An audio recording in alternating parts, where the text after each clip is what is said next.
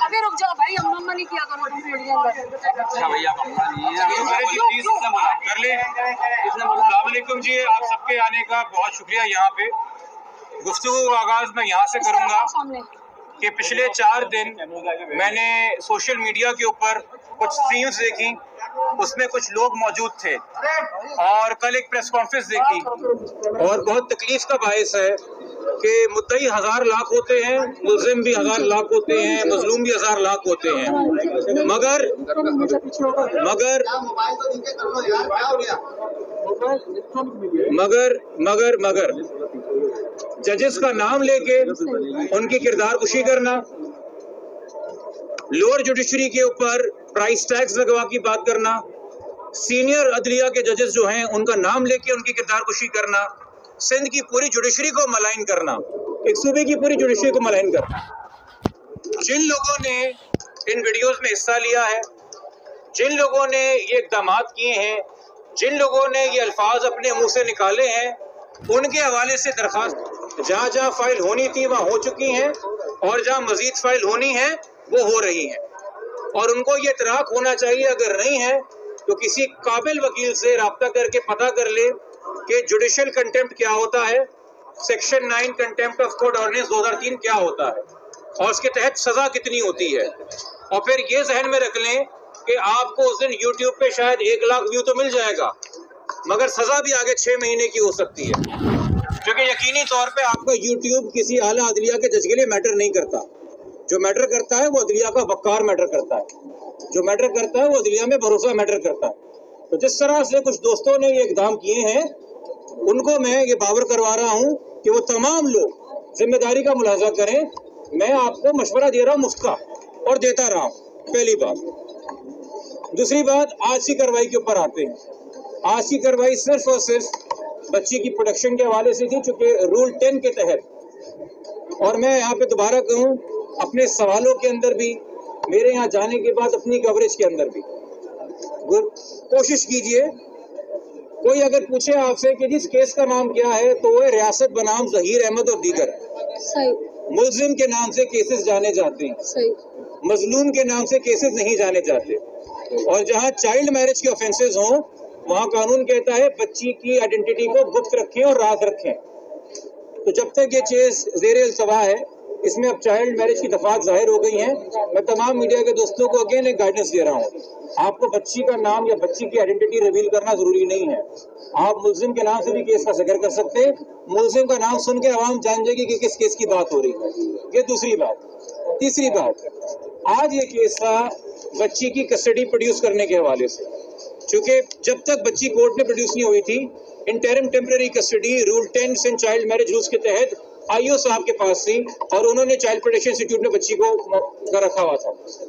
आज बच्ची आई, उससे कंफर्म किया, कोर्ट ने अपने आप को सेटिस्फाई किया कि बच्ची सेफ है, उन्होंने वो काम कर दिया। ठीक है। दूसरी बात, चाइल्ड प्रोटेक्शन ऑफिसर को हिदायत दे के बच्ची वापस भेज दी और मजीद किसी भी कार्रवाई के लिए आज कोई हियरिंग नहीं। कुछ दोस्त यहाँ पे अगर सवाल करना चाह रहे हैं कि जी तफ्तीश का क्या हुआ, क्या साबित हुआ, क्या साबित नहीं हुआ, तो ख़ास तौर पे वो जो दोस्त मुझसे वाकिफ़ नहीं है, मैं तारुफ दोबारा करा देता हूँ। मेरा नाम मोहम्मद जिब्रान नासिर है, मैं पेशे से वकील हूँ, तफ्तीशी अफसर नहीं हूँ। मेरे यहाँ पे फूल और सितारे नहीं लगे हुए, मैं केस का आईओ नहीं हूँ, मैं पुलिस वाला नहीं हूँ। अगर मैं बात, अभी प्रेस कॉन्फ्रेंस चल रही है, अभी मैं सवाल नहीं ले रहा, ठीक है। दूसरी बात, मैं जब से केस का वकील हूँ, मुझसे अगर आप कोई सवाल कर रहे हैं तो मेरे मौक़िफ़ पे करेंगे, मेरे दलाइल पे करेंगे कि आपने ये दलाइल अदालत में अख्तियार किए हैं, आपने ये मौक़िफ़ कोई दरख्वास्त पे दिया है, उस हवाले से आप बात करें। आपकी अपनी ख्वाहिशात के हवाले से तो मैं सवालों के जवाब नहीं दे सकता कि आपने अखज़ किया है क्योंकि फ़लाने ने ये बात की थी तो फ़लाने ने ये बात की थी। जिसने जो बात की है आप उससे सवाल कर सकते हैं। चलान 1 तारीख को आएगा, क्या साबित हो रहा है, क्या साबित नहीं हो रहा है, पुलिस को अभी तक क्या हक़ाइक़ मिले हैं, क्या नहीं मिले हैं, वो 1 तारीख को अदालत के पास आ जाएंगे। मेरे ख्याल में मीडिया से छुपा नहीं कि इस केस के तफ्तीशी अफसर कौन है।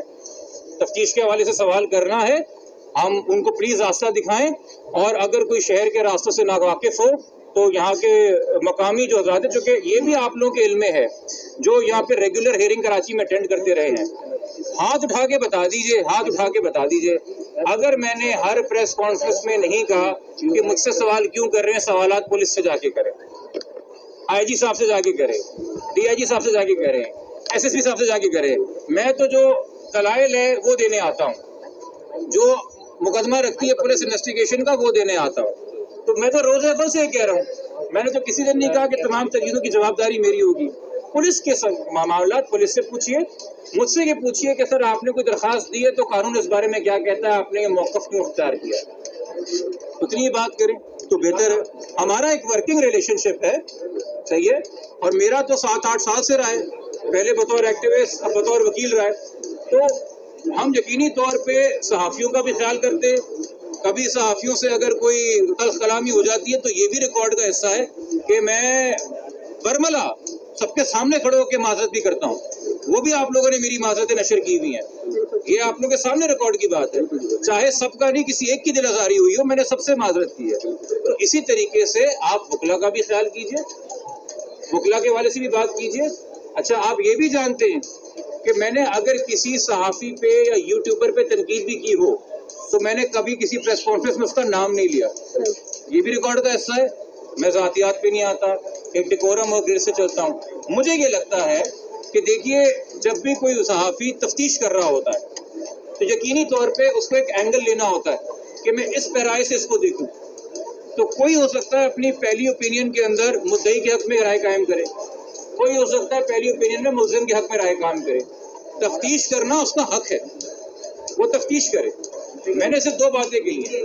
तो तफ्तीश के दौरान बच्ची का नाम गुप्त रखें, अदालत में जब हो तो डिकोरम का ख्याल कीजिए, और आपको ये भी पता है कि मैं इस हद तक गया हूँ और यहाँ पे खड़े सहाफ़ी इस बात का सबूत देंगे कि पिछली पेशी के ऊपर जब मुल्ज़िम आया था बेल के लिए तो कुछ 1-2 लोगों ने बहुत एग्रेसिवली उसको अप्रोच किया सवाल करने के लिए। मैंने उनको जाके, जबकि मैं मुद्दई का वकील हूँ, मैंने उनको जाके रोका कि आप क्या कर रहे हैं मुल्ज़िम के साथ। आईओ साहब जिनको तब्दील कराने की दरख्वास्त मैंने दी, उन आईओ साहब का कुछ लोगों ने ज़बरदस्ती इंटरव्यू लेने की कोशिश की, उनको घेरे में डाला। मैंने जाके बोला कि ये आप क्या कर रहे हैं। उसकी वजह है भाई, जो लोग नहीं जानते, इस वक्त हम जहाँ खड़े हैं ये भी कोर्ट प्रेमिसेस है, ये वॉकवे भी कोर्ट प्रेमिसेस है, ये सीढ़ियाँ भी कोर्ट प्रेमिसेस हैं। हमारे लिए तमाम जगह जो है वो कोर्ट प्रेमिसेस है और रिस्पेक्ट के लायक। तो मैं इस चक्कर में नहीं कि कोई फला साइड के लोग हैं, फला साइड के लोग हैं। Media is media, media is every right to form an opinion. Opinion में be express keeping in view कि जी जुडिशियल कंटेम्प्ट ना हो जाए, जजेस के बारे में कोई ज़ाती बात ना हो जाए, और अगर कोई केसेस में ऐसे सेक्शन इन्वॉल्व हैं, चाइल्ड मैरिज है, बच्ची की आइडेंटिटी गुप्त रखे, कानून हमें कहता है, तो हम अपनी जिम्मेदारी पूरी करें। बाकी पैमरा ने आपको रूल्स बताए हुए हैं, पीटीए के आपके रूल्स हैं, आप मुझसे ज़्यादा बेहतर जानते हैं।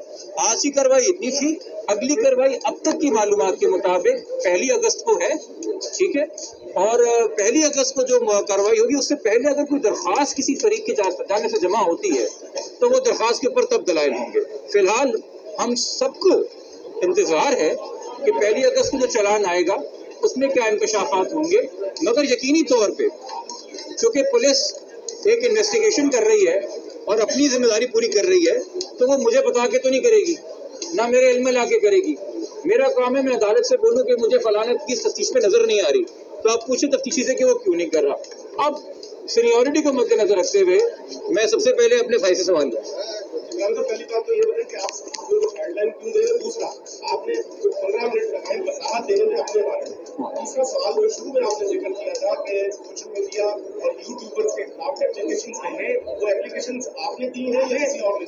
देखिए, मेरी मालूमात के मुताबिक, चूँकि आपको पता है कि यूट्यूब के ऊपर रिपोर्टिंग होती है, पैमरा पे रिपोर्टिंग होती है, पीटीए में रिपोर्टिंग होती है, तो बहुत से लोगों ने मैसेजेस भी किए और अपने फेसबुक पे डाला भी है कि जी हमने दरख्वास्तें लिखी हैं। इवन तो मैंने आज देखा कि पीटीए का ट्विटर हैंडल लोगों को रिप्लाई कर रहा था कि इस लिंक पे रिपोर्ट करें, इस लिंक पे रिपोर्ट करें। पहली बात, ठीक है, तो मेरा मौक़िफ़ नहीं। दूसरी बात, सर आप जवाब आप ही सुन ले सवाल पूछ के ठीक है। अच्छा, दूसरी बात, मैंने जी मीडिया को गाइडलाइंस दी थी, मैं वजाहत कर दूँ। सर देखिए, चूँकि मैं एक वकील हूँ, अगर कानून के अंदर चाइल्ड मैरिज रूल्स के अंदर मीडिया के हवाले से क्लॉज मैं बताए। अच्छा, अब मैं आपको ये बता दूं, जिन लोगों को नहीं पता, खुदा के वास्ते हमारे हाई कोर्ट के और सुप्रीम कोर्ट के बार रूल्स पढ़ लीजिए। सिर्फ अंग्रेजों की मार और अंग्रेजों की मुरूने मिल्लत मिला हुआ सूट हमारा यूनिफॉर्म नहीं है। मेरे मुल्क की अपनी एक सकाफत है। हाई कोर्ट में शेरवानी ऑफिशियल यूनिफॉर्म है। हाई कोर्ट में शेरवानी ऑफिशियल यूनिफॉर्म है। मैं हाई कोर्ट में शेरवानी में पेश होता हूँ और सिटी कोर्ट में शलवार कमीज काली बास्केट के साथ ऑफिशियल यूनिफॉर्म है। अब मुझे ये तहमत ना दे कि मैं माय लॉर्ड करते करते अंग्रेजों का यूनिफॉर्म क्यों नहीं पहन रहा। तो हमारे मुल्क की सकाफत है। ठीक है। अच्छा, दूसरी बात मेरे भाई, असिस्ट करना, कोई अगर कानून पास हो गया है, कोई अगर रूल पास हो गया है और उसका इतलाक मीडिया पे होता है, मैं तो गुड फेथ में शेयर कर रहा हूँ, मैं डिक्टेट तो नहीं कर रहा। वो तो कैमरा का और पीटीए का काम है भाई। अगर आपको मेरी राय बुरी लगी, मैं उससे करता हूँ। ठीक है। अच्छा, दूसरी बात वजाहत के हवाले से ये है भाई कि क्योंकि जो भी सवाल वगैरह हो, मैं इस केस में ये मत समझा जाए कि फलाने ने ये बात की तो उसका जवाब मैं फलाने से ले लूँ। जिसने जो बात की उससे बात करें। मैं एक फेयर बात, आपकी बातों पे सवाल किया। हाँ बिल्कुल, आपने से सवाल किया सर, आप तो सीनियर हैं, हम तो आपसे सीख रहे हैं। कोई और सवाल? सर आप आपने बोला कि मीडिया को पाबंद किया जाए कि शनाख्त ना दिखाए। हाँ ठीक है, ये बात बिल्कुल दुरुस्त है आपकी, लेकिन पहले तो आप लोगों की तरफ से प्रेस कॉन्फ्रेंस करवाते गए, आप लोगों की तरफ से तस्वीर आई, मतलब मुद्दई की तरफ से आई। अब जब शनाख्त हो गई है तो अगर हम कानून की तशरीह में जाए तो वजह ये होती है कि उससे जो है वो बदतगी ना हो, बच्ची की शनाख्त होगी तो बच्ची को लोग परेशान करेंगे। तो अब जब एक बच्ची की शनाख्त हो गई है, पूरी आवाम का उसके ऊपर अवेयरनेस जाग गई है, आवाम इस हवाले से चाइल्ड मैरिज के हवाले से सोच रही है, आपका खुद का भी बड़ा काम है।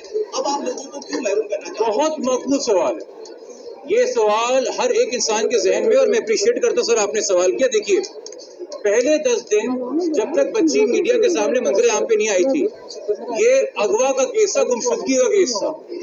हम मिसिंग दुआ के नाम से एक बच्ची गुम गई है, लापता है, किसी को रेलवे स्टेशन पे मिले, किसी अस्पताल में मिले, कहीं रोड के किनारे मिले तो जमा करा दीजिए, बता दीजिए। उसके बाद ये केस एक सामने आया। आपको पता है इस केस के अंदर पुलिस ने C क्लास में चालान जमा कराया था कि ये कोई केस नहीं बनता, इसमें कोई ऑफेंस लगता नहीं है। जब ये बात हो कि कोई ऑफेंस लगता नहीं है, तो जब ऑफेंस लगता नहीं तो उसके तहत, उस ऑफेंस के तहत जो मीडिया गाइडलाइंस है उनका इतलाक नहीं होता। चूंकि 16 जुलाई को एक प्रोग्रेस रिपोर्ट आई है सामने, जिसमें पुलिस ने कहा है कि सिंध चाइल्ड मैरिज लॉ का इतलाक होता है और इसके तहत अब हमने बच्ची को बाजियाब करना है और इसके तहत हमने मुलजिम को गिरफ्तार करना है। और फिर चाइल्ड मैरिज एक्ट के तहत ये अदालत ऑर्डर देती है आईओ को कि बच्ची को आप लेके आए और चाइल्ड प्रोटेक्शन इंस्टीट्यूट में जमा कराएं। तो चूंकि 16 जुलाई के बाद अब बगैर किसी डाउट के इस कानून का इतलाक हो गया है, इसलिए इस स्टेज के ऊपर मैं गैर जरूरी तौर पे आपको तंबीह करता रहूं तो आप कहेंगे कि नसीहत करने वाला बाबा कहाँ से आ गया। मगर जब एक चीज कोर्ट ने भी अडॉप्ट किया, कोर्ट ने जब आप ऑर्डर पढ़ेंगे 22 तारीख का, वो एप्लीकेशन अलाउ हुई under rule 9 of Sindh child marriage state rules. तो जब उस हालात में जो बच्ची होती है ना, जब रूल 9 का इतलाक होता है तो उसी के नीचे रूल 18 है। हम सारे रूल सख्ती से पढ़ेंगे, इसलिए मैं सर इस स्टेज के ऊपर ये बात कर रहा हूँ। मतलब ये हुआ कि अगवा की दफा खत्म हुई है इस केस से? नहीं, अगवा की दफा अपनी जगह पे है। उसके हवाले से मैं बता दूं, अगवा के हवाले से ऑलरेडी पेमरा का रूल जो है, पेमरा का 2015 का electronic media code of conduct है, उसके अंदर दिया हुआ है कि किसी भी अगवा बच्ची की जो आइडेंटिटी है वो वालिदैन के एक्सप्रेस प्रोविजन के बगैर नहीं आ सकती। वो चूंकि वालिदैन ने खुद शुरू में नशर की थी तो वो उन्होंने खुद बताया था कि हमारी बच्ची ढूंढ के लेके आए। मगर अब चूंकि चाइल्ड मैरिज रूल लगा है तो उसमें वालिदैन की मर्जी की बात ही नहीं है, उसमें डायरेक्ट कोर्ट डिसाइड करता है कि क्या होना है कि क्या नहीं। ठीक है।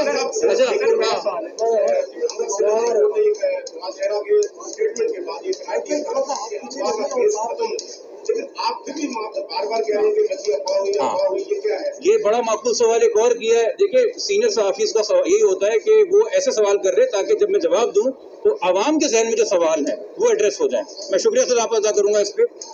सिंध हाई कोर्ट का एक फैसला आया था 8 जून का हफ्ज़े बेजा का फैसला था। अच्छा, हफ्ज़े बेजा के अंदर ये मैं आपको बता दूं कि हफ्ज़े बेजा जो बच्ची की रिकवरी की कार्रवाई है, किसी भी मुखबिया की रिकवरी की कार्रवाई होती है, वो टेंटेटिव फाइंडिंग होती है। टेंटेटिव फाइंडिंग का मुराद है कि आज मेरे सामने जो हकायक हैं इसकी रोशनी में हमने ये मौक़िफ़ कायम किया है। अब आपके इल्म में है कि उसके बाद बच्ची का एक मेडिकल बोर्ड बना, उसके बाद बच्ची का जब मेडिकल बोर्ड बना तो बच्ची की एज कुछ और आई, सही है। उसके बाद इसी केस में, इसी एफआईआर के तहत इसी हाई कोर्ट ने दोबारा समाप्त की, और जब हाई कोर्ट ने अपना ऑर्डर दिया है 21 जुलाई का, तो हाई कोर्ट ने पिछले हाई कोर्ट के ऑर्डर का हवाला दिया है और उन्होंने कहा है कि आइडेंटिकल पिटिशन पहले फाइल हुई थी, उन्होंने फिर पहली मेडिकल रिपोर्ट का हवाला दिया है, फिर उन्होंने दूसरी मेडिकल रिपोर्ट का हवाला दिया है। ये तमाम तर कार्रवाई जो इस केस में होती रही है उसका हवाला देख के इसी सिंध हाई कोर्ट की जो आखिरी फाइंडिंग इस एफआईआर के अंदर है, the girl is a minor, ये लिखा है शी इज अ माइनर। ये भी लिखा है कि वो अकेले कहीं दारुल अमान में नहीं रह सकती जब तक वो मेजोरिटी अटेंड ना कर ले, उसके लिए प्रॉपर नहीं है लाहौर में रहना, उसको यहाँ लेके आया जाए। तो दो जजेस ऑफ हाई कोर्ट के फैसले को, दो जजेस ऑफ हाई कोर्ट के फैसले ने रिकंसिडर करके चेंज फैक्ट्स में मेडिकल बोर्ड आ गया, मजीद चीजें हो गई, इंकशाफ हो गए, एक नया फैसला दिया है। तो मैं हाई कोर्ट का लेटेस्ट, चूंकि वो सेम एफआईआर में है, कोई और एफआईआर में होता तो एक और बात होती, तो हम उसको पढ़ने के पाबंद हैं। इसलिए सर मैं 21 जुलाई के फैसले पर रिलाय कर रहा हूँ, 8 जून के फैसले पे एक वक्त में एक सवाल करेंगे, एक सवाल करेंगे, एक से मेरे भाई आप लोग आपस में डिसाइड कर लें कि सवाल पहले कौन करेगा ताकि मुझसे इल्जाम ना आए। कि बच्ची का मेडिकल करवाया जाए कि बच्ची को इंजेक्शन लगाए जाते थे या नहीं लगाए जाते थे? सर ये कौन से कानून की प्रोविजन कोट कर रहे हैं आप? सर बच्ची का मेडिकल होना चाहिए ना, ये इल्जाम दिए गए थे कि बच्ची को बेहोश किया जाता है, किसने? किसने मीडिया पे बातें फैलाई जाती है, किसने दिए? मीडिया को पागल बनाया गया था, मीडिया को कहा गया था कि वो गैंग का हिस्सा है। अच्छा एक सेकंड मेरे भाई, आप सवाल कर रहे हैं, आपकी प्रेस कॉन्फ्रेंस तो नहीं है, वो तो मेरी हो रही है। सर मेरा आपका सवाल आ गया, आपका सवाल आ गया। मैं ये जानना चाह रहा हूँ क्या मैंने ये मौक़िफ़ अदालत में जब से केस लिया है या प्रेस में मीडिया में अडॉप्ट किया है कि बच्ची के साथ कोई ऐसी की चीज हुई है कि नहीं हुई?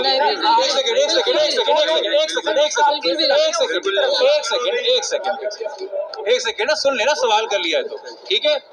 जब से मैंने ये केस लिया है और ये मैं इस केस की पैरवी कर रहा हूँ, क्या वालिद और वालदा ने ये बात की है? नहीं की है रिकॉर्ड? ना ना ना ना ना ना ना ना ना सर मैं अरे क्यों, बहुत शुक्रिया, बहुत शुक्रिया। एक सेकंड रुको ना, देखिए सर ये भाई अभी एडिट करके ये ना बोलते हैं कि जवान नासिर जवाब दिए बगैर चला गया, फरार इख्तियार कर ली, तो मैं इनकी इंटेग्रिटी पे एग्री करते हुए कि पूरा चलाएंगे, मैं पूरा जवाब दूंगा। हाँ चले ठीक है, और पूरा सवाल कर ले आप पूरा सवाल कर ले। सर अभी तक ये साबित नहीं हो पाया कि बच्चे को इंजेक्शन लगाए जाते थे, अभी तक ये साबित नहीं हो पाया कि बच्चे का ताल्लुक जो ज़हीर है उसका ताल्लुक एक गैंग के साथ है, ये साबित नहीं हो पाया कि बच्ची को बेचना चाहते थे, आगे किसी कोई वाइफ बनाना चाहता था। ये चीजें मीडिया पे क्यों फैलाई गई थी, उसका इंसाफ कौन करेगा? अच्छा ये मुझे बताइए कि हाँ ये मुझे बताइए भाई कि ट्रैफिकिंग इन पर्सन्स की दफात हमने लगाई या पहले आईओ ने अपने इंटरम चलान में लगाई? पुलिस ने लगाई। हमने तो 364 की एफआईआर कटाई थी, पुलिस ने सिर्फ पुलिस ने इंटरम चलान के अंदर ट्रैफिकिंग इन पर्सन्स लगाई। मैंने तो नहीं देखा आपने आज तक जाके इस केस के आईओ का इंटरव्यू किया हो कि क्यों लगाई थी, वो बताएगा ना। तफ्तीश की उसका मुझसे पूछ के तफ्तीश नहीं कर रहा है वो, पहली बात। दूसरी बात ये आप जानते हैं कि भाई 10 डॉक्टरों का मेडिकल बोर्ड हुआ बच्ची की एज डिटर्मिनेशन करने के लिए, पहली बात। दूसरी बात, हमने जो अदालत में मौक़िफ़ अख्तियार किया हुआ है वो है वर्गलाना, डर, खौफ, ठीक है। खुदा के वास्ते भाई किसी भी रैंडम आदमी का कोई भी रैंडम तबसरा पढ़ के वो अगर आपकी दिलआज़ारी कर रहा है तो उसका कसूर मुझे मत दीजिए। आपको जिन पे गुस्सा है आप उन पे जाके गुस्सा निकालिए। आपको जो चलता हुआ शरीफ आदमी मिल गया है जो आपको इंटरव्यू देने के लिए तैयार है, आप कह रहे नहीं दुनिया का सारा बदला तुमसे लूंगा आज मैं जिब्रान, ये तो भाई प्यारे भाई मेरे बात ना करो ना, इंसाफ वाली बात करो। आप मुझसे 1000 सवाल करोगे, मेरे मुंह से निकली हुई बात पे जितने सवाल करोगे भाई, ये एक चाइल्ड मैरिज केस है, मिसिंग पर्सन केस हो, फ्यूडल लॉर्ड्स के केस हो, मर्डर के केसेस हो। हमारे इस सूबे का आईजी अगवा हुआ था, इल्जाम लगा था सासेदारों पे, उसकी पिटिशन भी मेरे नाम से सुप्रीम कोर्ट में आज तक पड़ी हुई है। तो मैं सवालों से भागने वाला तो कोई आदमी नहीं हूँ। ये कराची के शहरी दोस्त जानते हैं कि किन किन केसेस में इन्वॉल्व रहे। अगर माकूल बात आप करेंगे, आप मुझे अकाउंटेबल होल्ड करेंगे कि सर आपकी तहरीर में, आपकी दलाइल में, आपकी दरख्वास्त में ये चीज़ अदालत में आई है, आप बताएं। अवाम तो बहुत से तबसरे कर रही है, अवाम तो पता नहीं क्या कुछ कह रही है। और जब मैं मीडिया से कह रहा हूं कि नाम गुप्त रखें, इनकी तरफ इशारा नहीं किया, मैं तमाम मीडिया से कह रहा हूं, मैं तमाम मीडिया से दरख्वास्त कर कि खुदा के वास्ते इस केस की हसासियत को समझिए। आप इस केस में जो रोल, और फिर एक और चीज मैं देखता हूँ, एक और चीज मैं क्या देखता हूँ कि भाई जब तक मेरा इल्म है कुल वालिद की 2 प्रेस कॉन्फ्रेंस मेरे साथ हैं जब से मैं इस केस में आया हूँ, उसके अलावा वालिद की कोई प्रेस कॉन्फ्रेंस नहीं है। एक खातून वालदा के घर में जाकर उन्होंने वालदा का इंटरव्यू कुछ लिया है, उससे भी मैंने वालदा को समझा दिया कि भाई आप ये प्लीज ना करें, क्योंकि हमारा खुद अब अदालत में पहलू है कि मीडिया से इस केस के ऊपर बात ना हो, ठीक है। तो वालदेन का हो, मेरे ख्याल में तो उन्होंने नहीं लिया है मेरा इंटरव्यू, किसी और का इंटरव्यू। अरे यार इतने बड़े शख्सियत का आप नाम ले रहे हो, उससे जाके इंटरव्यू करें, वो अवेलेबल नाम है ना।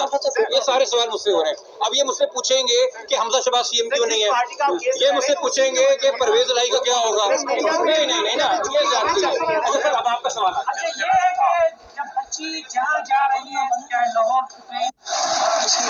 किसी ने नहीं पढ़ी है तो फिर जो मैं बोलूंगा मेरा जवाब मानेंगे ना। 361 कहता है लड़का 14 साल से कम, लड़की 16 साल से कम, अगर उनको कोई जबरदस्ती टेक अवे या इंटाइस अवे यानी कि रजामंदी राजी करके ले जाए वालिदैन की मर्जी के खिलाफ, तो किडनैपिंग। कंसेंट 361 में गार्डियन की वालिदैन की है। 16 साल बच्ची कम हो, 14 साल लड़का कम हो, ले जाने के 2 तरीके, जबरदस्ती या राजी करके। अगर एक बच्चा जा रहा है पार्क में दूर और मुझे कोई आगे कहता है जबरान साहब वो आपकी बेटी कहाँ जा रही है 13 साल की खुशी खुशी किसी के साथ, और मैं कहता हूँ हाँ वो मेरा जानने वाला है, वो आइसक्रीम दिलाने ले जा रहा है, तो वो किडनैपिंग नहीं है। मगर अगर कोई आगे कहता है वो आपकी बच्ची खुशी खुशी किसके साथ जा रही है और मैं कहता हूँ अरे ये कौन है, कौन लेके जा रहा है, वो किडनैपिंग है। रजामंदी गार्डियन की है। 361 बताता है किडनैपिंग क्या है और फिर उस पर सजाएं 364 में दी गई हैं। तो खुदारा थोड़ा सा अगर आप बेसिक कानून पढ़ लेंगे, ये तो मैं पहले दिन से प्रेस कॉन्फ्रेंस बता रहा हूँ, तो ये सवाल अगर देखने नहीं, मैं आपको नहीं कह रहा, आपके तवज्जो से देखने वालों को कह रहा हूँ, क्योंकि ये सवाल यकीनी तौर पर मीडिया वही सवाल कर रहा है जो आवाम उठा रही है, ठीक है। मेरे भाई भी वो सवाल कर रहे हैं जो आवाम उठा रही है, बट आवाम को भी मैं बता रहा हूँ मुझसे वो सवाल करे जो मेरे दलाल हो गए। अच्छा अब आपका सवाल हो गया, आपका सवाल हो गया, कोई और सवाल है यहाँ पे? अच्छा ये मैं आपको बता दूं, खुदा के अगेन ये कानून की सारी चीजें, ये आपके इल्म है कि 26/4 को जनाब मजिस्ट्रेट तस्वुर इकबाल साहब के पास दुआ का 164 हो चुका है, ये आपके इल्म में है, लाहौर में हो चुका है, ठीक है। अच्छा आपके इल्म में है कि एक कानून आया है इन्वेस्टिगेशन एंड ट्रायल्स एक्ट 2021, ये है आपके इल्म में? नहीं है। 2021 का एक कानून आया है, दिसंबर 2021 में पास हुआ है, अब कानून का हिस्सा है investigation and trials act rape 2021, मगर उसमें जो सेक्शंस दिए हुए हैं वो सिर्फ रेप के नहीं है, उसमें लिस्ट ऑफ सेक्शंस दी हुई हैं कि किन किन विक्टिम्स के बयानात होने हैं, उसमें 364 ए भी है और उसमें लिखा हुआ है कि जब इन सेक्शंस के विक्टिम्स होंगे उनका 164 होगा ओनली वंस। कितनी बार? Only once. सेक्शन 14 2021 का एक्ट, ओनली वंस। मैं घर बैठ के कानून नहीं बना रहा, सदर मेरे घर बैठ के ठप्पे नहीं लगा रहे, पार्लियामेंट मेरे ड्राइंग रूम में नहीं रहती। कुछ शिकायतें इस्लामाबाद लेके जाइए। बहुत शुक्रिया।